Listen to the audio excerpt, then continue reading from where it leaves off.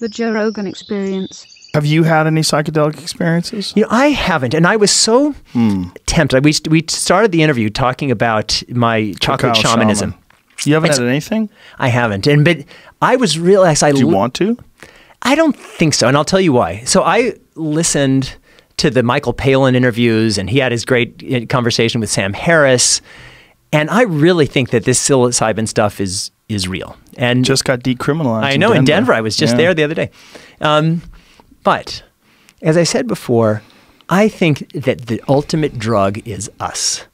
And so for me, I would rather, and I definitely think that our awareness, that it doesn't encompass everything that is knowable, everything that we could know, but we hem ourselves in.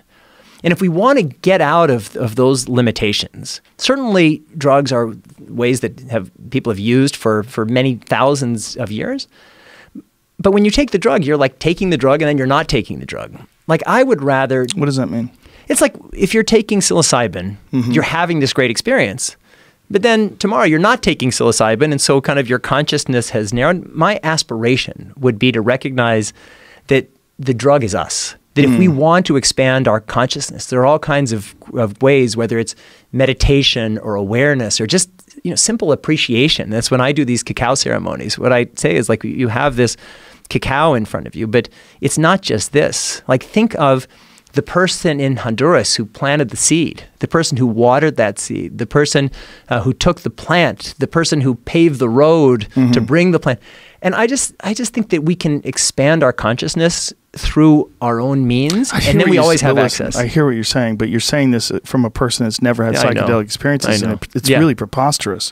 If you did experience what psilocybin can do to you, you definitely wouldn't be saying it this way. You also wouldn't be thinking that you take it and then you're not on it anymore, because it's profoundly influential for your perspective in regards to the whole rest of your existence. There's many people that have had psychedelic experiences that think about it as a rebirth, that they've gone through this and changed. So, but why would you have this rigid thought process about drugs and not drugs, but yet you don't have it about cacao, which is a mild drug? And so you're right that it may not be entirely consistent. Some of the people you've described are good friends of mine who've really done it, and I've talked to them about it, and I'm endlessly curious. So why don't you do it? The reason is, so far, I have been on this journey to see what's possible within myself, and I'm still on that journey. I don't want to close off any possibility for anything. How would you assume that it would close things off? That's what's confusing. It's just opening you up to a new experience that other people have found to be profoundly influential.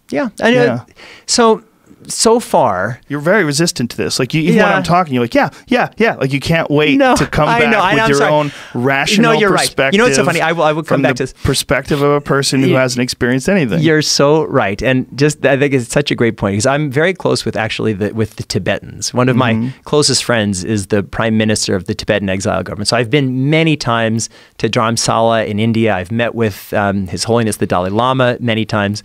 And the most incredible thing about meeting with these guys, and they are all people who've found these incredible states of heightened consciousness, so much that their brains are changed when they go into the fMRI machines. But when you have a conversation with them, it's not like what we do. Like exactly, and thank you for calling me out. Like you say something, I've already in my head countered what you're saying before you're finished saying, and that's why you kept saying right. Exactly, which probably means that you made me a little uncomfortable, which is good. That's what we want.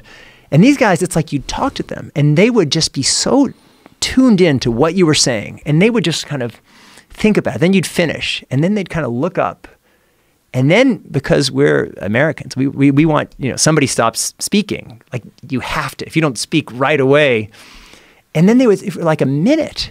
And then it's like you're kind of looking around. Was it me? Did I say so? And then they would come back with this incredibly thoughtful thing. So you're right. I don't want to close off any possibility. There are many different things that we could do. The path that I have been on, and certainly with this cacao, and you're right, cacao is like a mild, I mean, not a huge one, but like a mild drug, and life is a mild drug. Psilocybin's not very mild. No, and my friends who have done it have said exactly what you said. I have a good friend of mine who did it, and then he said it showed me a path to a different identity, a different consciousness. And now he said, I don't do psilocybin, but I do daily meditation, but I can see where I'd like to go, what's possible. So I get that. Yeah.